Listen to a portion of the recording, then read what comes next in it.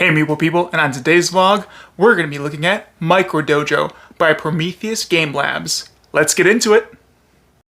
You are one of two daimyo, feudal lords of Edo, Japan, tasked by the shogun to bring prosperity to a small town.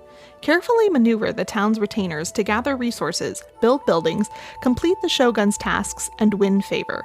The most prosperous daimyo will be granted the title to the town. Hey Meeple people, and hello Sarah. Hi there. So hey Sarah, so what game are we playing today on our vlog? Today we are playing Micro Dojo, a game for 2 players, which is coming soon to Kickstarter from a company called Prometheus Game Labs. What you see here today is prototype components, so those are not final form components, and things may change slightly or even maybe drastically over the course of the Kickstarter. That's kind of just the nature of Kickstarter. However, I think they've got it pretty much locked down. They're just looking to get this published, so they're looking for some funding for that.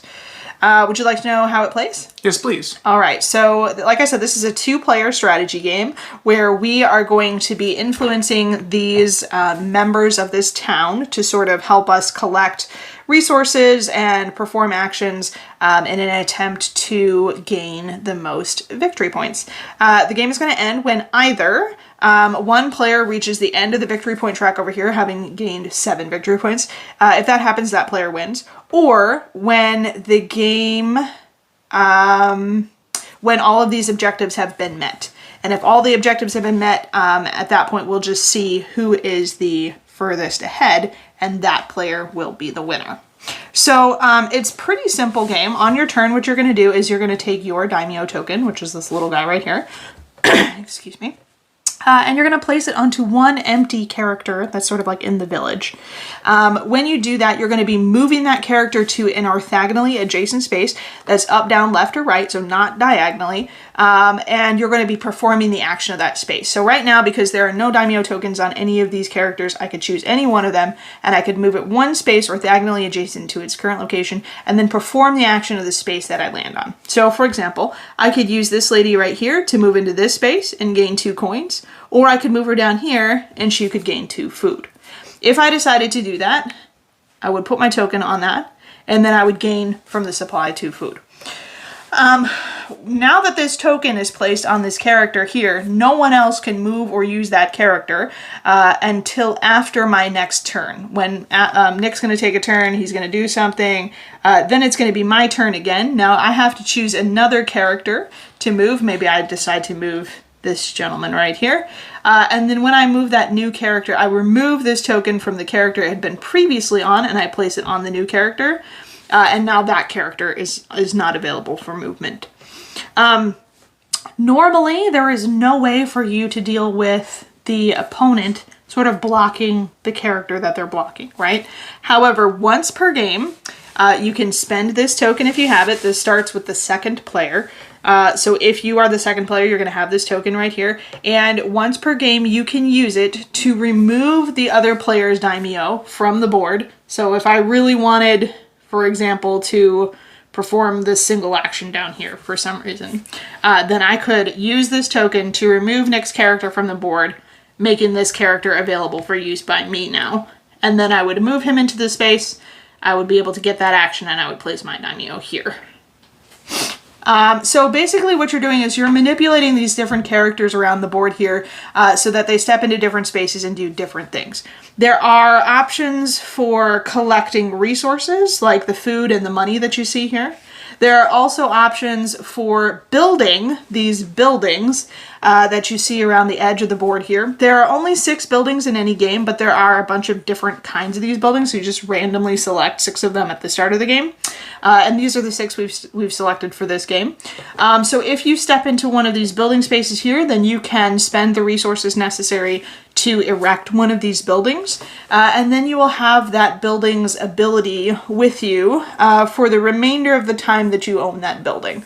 And that may be the rest of the game, but you can also destroy buildings with this space right here, or this one right here, in order to get points. Like I said, the buildings do different things, and there are different buildings that you can use There's a bunch more in the bag. These are the ones we're going to use for this round. They're going to do things like let you spend actions to do things like this one right here lets you spend one action to exchange food and money as if, you know, they were an equal resource. This one is going to let you spend an action to get a victory point. This one just is a victory point. And then if you decide to destroy it, you get another victory point. This one lets you spend an action to get additional resources, and so on.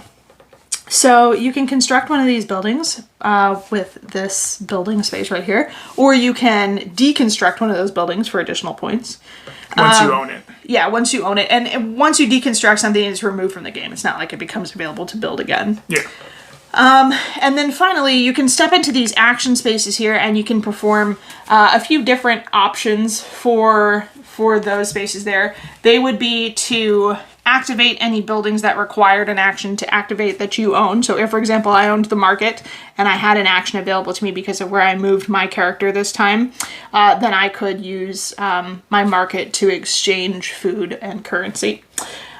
You can also use the actions to trade, and normally you would trade at a 2-for-1 rate. So if I didn't have the market, then I would trade at a 2-for-1 rate. And you can also use the actions to donate any 5 of the same resources for victory points. So if I had 5 food or $5, and I stepped into one of these action spaces here, I could use one of my actions to donate 5 food or $5 to get a victory point. And also the objectives, right? Yep. You can also use actions to attempt to complete these objectives here. And these are going to be kind of where you get the bulk of your points. This is a modular game, so all of these are sort of like randomly put in this order here. But whichever one ends up in the first objective space here is going to be worth 1 victory point. The next one's worth 1, then 2, 2, and finally the last one is worth 3. So whoever can complete these objectives will get these points. You do have to start from the leftmost side though. So this is the first objective that has to be sort of resolved before we can move on to the next ones. And in order to do this, you would use an action and then hopefully complete the objective. And there, like I said, there's also different objectives in the game as well. So we've just sort of randomly selected these for our game for the vlog today. But there are different ones in the bag as well. And basically you're going to be just doing different things to complete these objectives. For example, I think if I remember correctly, this one is if you have the most buildings. Is that right, Nick? Yeah. Okay, so if you have the most buildings and you use an action to attempt to complete an objective, then you would gain 1 point for this, and then this would be removed from the game. Now, this objective is available to attempt to complete, and whoever gets to do that would get 1 point, and so on.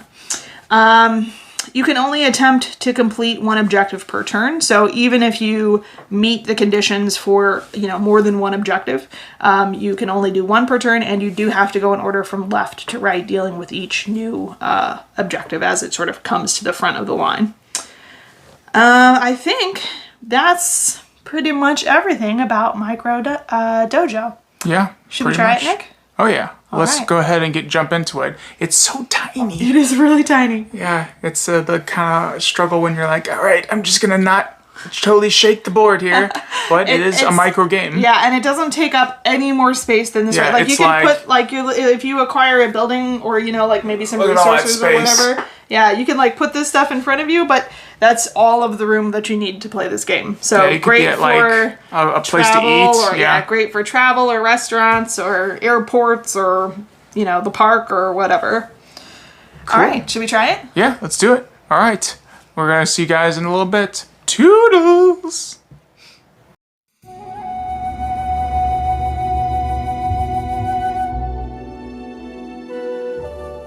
Welcome back, Meeple people, and hello, Sarah. Hi. So how's it going so far in Micro Dojo? My lead is micro. No, your lead is macro. Hey now. So Nick has 4 points. I have no points. Nick was just really able to blast through a couple of good objectives. Good stuff. He just kind of moves. built an engine pretty quickly, and it works pretty nicely. And I have not been able to do that yet. So I really enjoy this a small little game. For like the footprint here, it offers a lot. Yeah, a lot. Definitely. So that's pretty cool. Yeah. So yeah, what do you think so far of the gameplay, Nick? I like it as like my little analytical side is starting to think and like, okay, she does this, I have to do that. It kind of makes me feel like chess or there's kind of a chessy games. feel to it, right? Because you have to sort of consider, like Nick is going to have to move this guy off of this tile right here, and he's going to have to put it onto one of these two right here, right? And that means that whatever's underneath this one right here, which is the building tile, is going to become available to me to use on my turn. So I could, if Nick doesn't move this here or here, then I could use this newly freed one after his turn to move here or here. Yeah. Right? So he kind of has to think like, okay, if I do this, then she will be able to do that.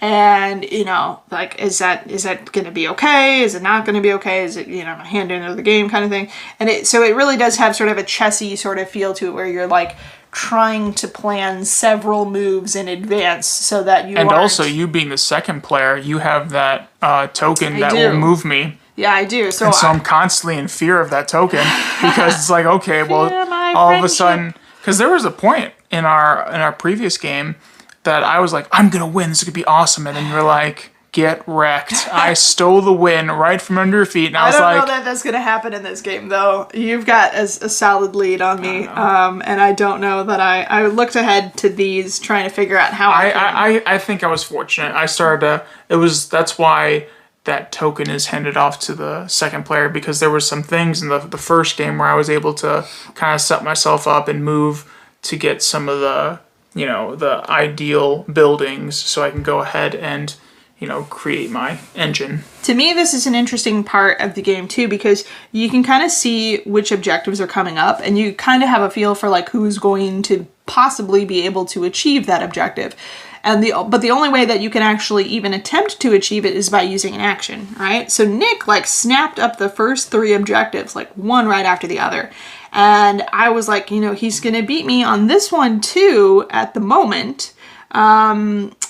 And what I need to do is try to keep him from being able to get to an action space to actually be able to do that. And so I started to play in such a way that I wasn't really trying to go somewhere. I was trying to move so that Nick wouldn't be able to go somewhere.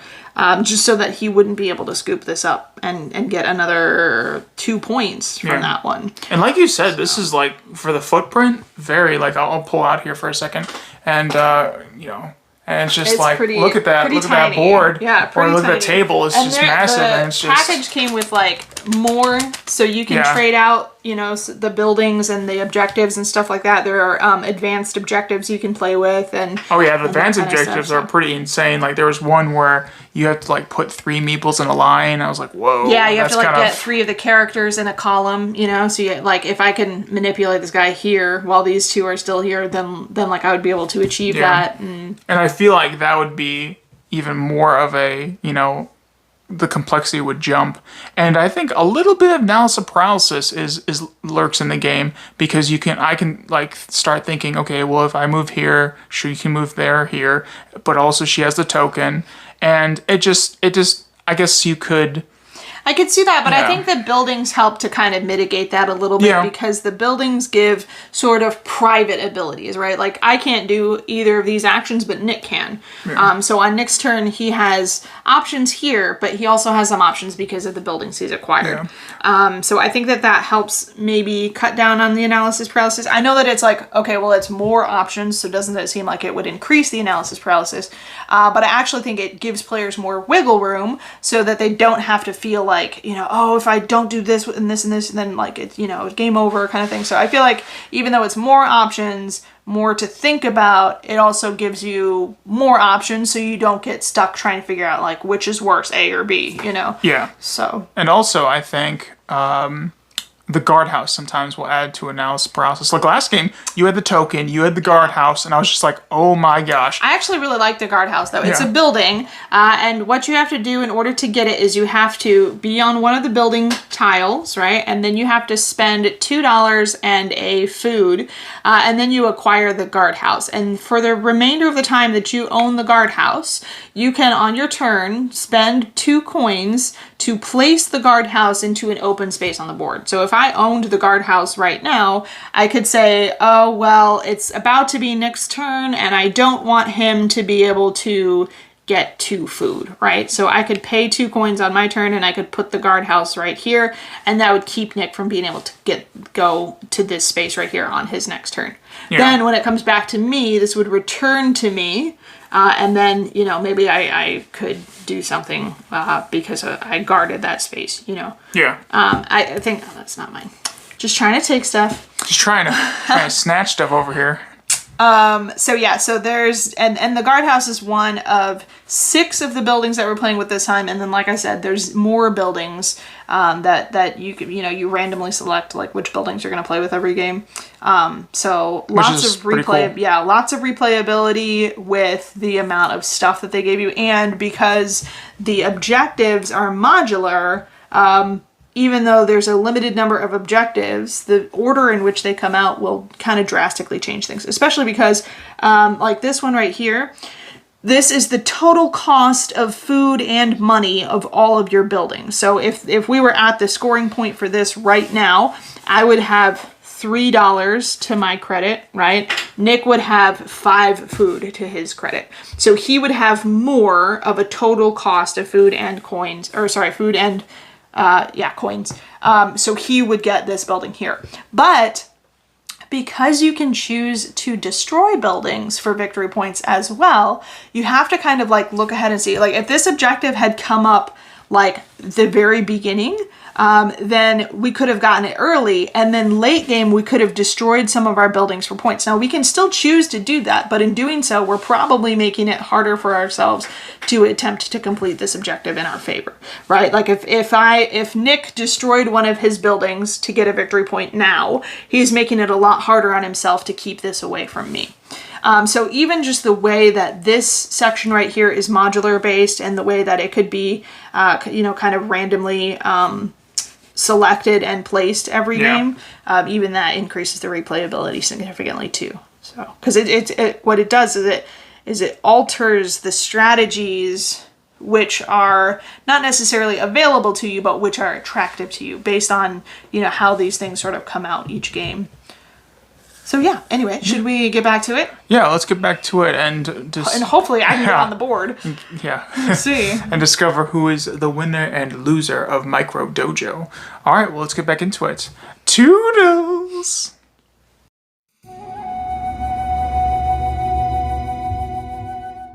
Welcome back, people, and hello, Sarah. So, how'd it go?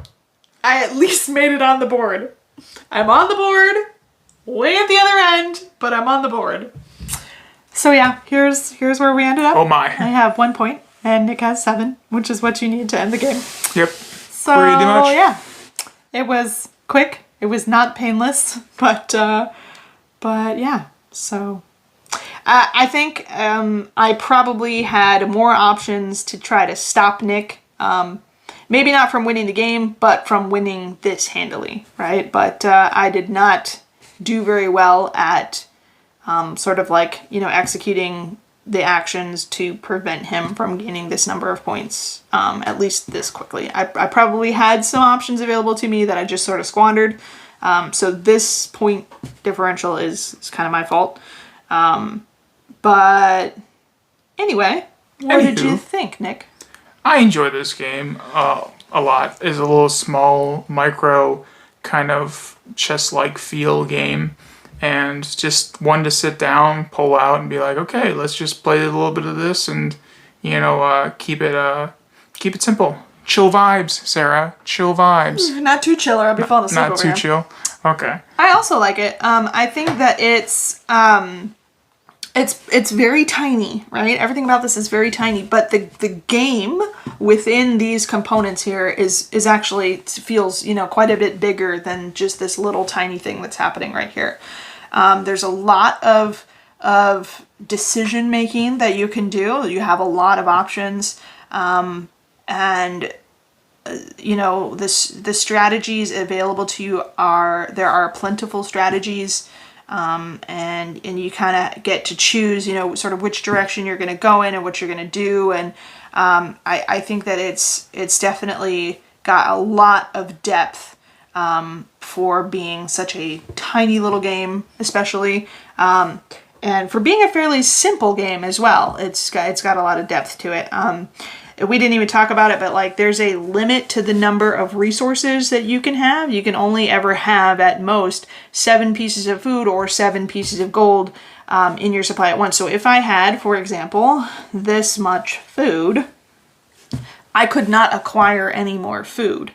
And so sort of hogging things can be an interesting strategy too. In our practice game, we were playing with an objective that was whoever had the most food, and I could tell that I had enough food where if I just gained 1 more food, that there wouldn't be enough food left in the supply for Nick to ever gain more than I had, unless I got rid of some of mine, right? So I kind of knew okay, well, with that strategy, I just kind of hoard all of the food, and then I resolve this objective here, which just says, who has the most food. Nick won't be able to compete with me on that one. So even some of the rule sets in the game encourage, additional strategizing thought and that kind of stuff.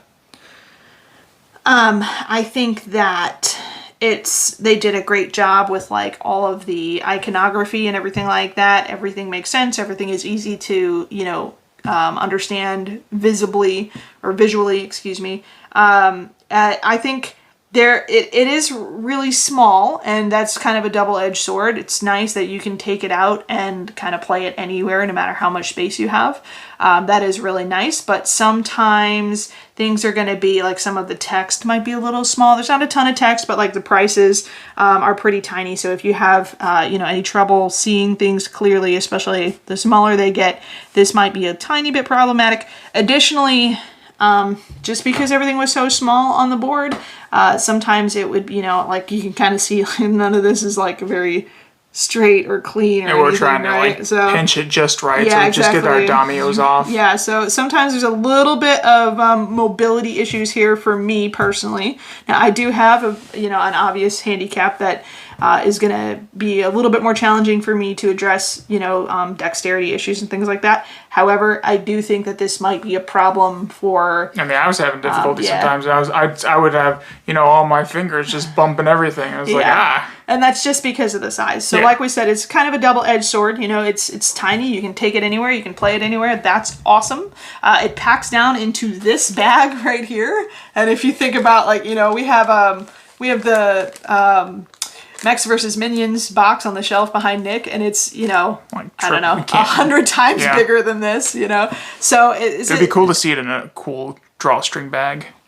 Yeah, that would be neat. I don't know what their stretch goals are, but maybe they're planning something like that. I only had one other complaint about it, and it was that because these characters are solid, and there was no, player aid about what is on this board right here. Sometimes I would have to move a piece to see what was underneath it, right? I would okay, here's 2 food underneath this one.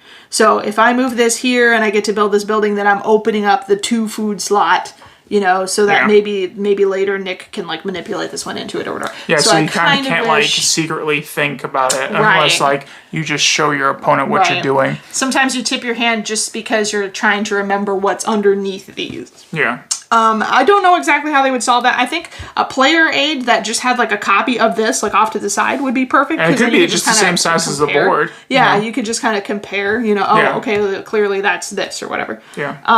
Also, there's the advanced version, so you get advanced objectives, and also the characters move in different ways. It's not just Right. move orthogonally. Right. So in the basic version of the game, these characters, they're not any different from one another. This one does exactly the same thing as this one does, right? But in the advanced version, they have particular abilities or traits that each one of them sort of does. So maybe this one moves a little bit differently than this one, or maybe this one blocks a little bit differently than this one does, or that kind of thing. So they've got some neat stuff going on here.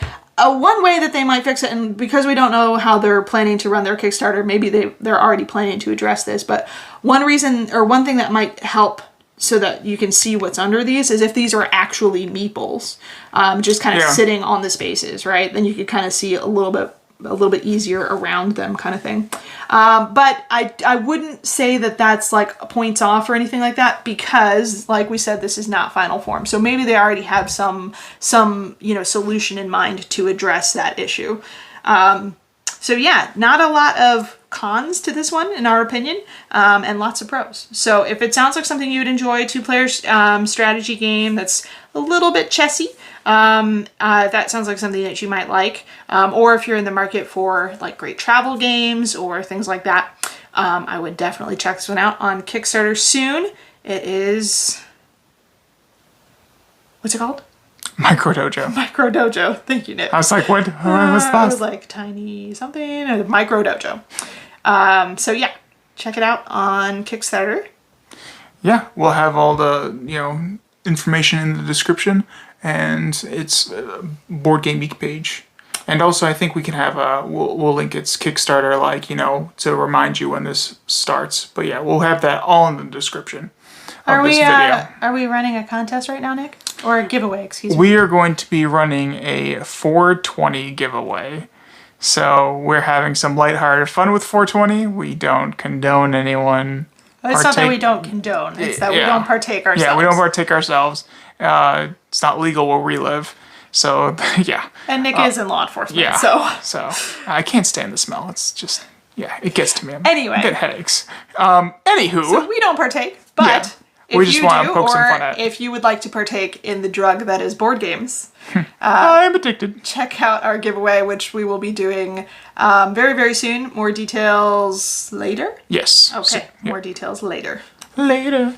But yes. All right, so that was Micro Dungeon, and we will catch you guys in the next one. Don't forget to like and subscribe to stay up to date on all of our videos. All right, toodles!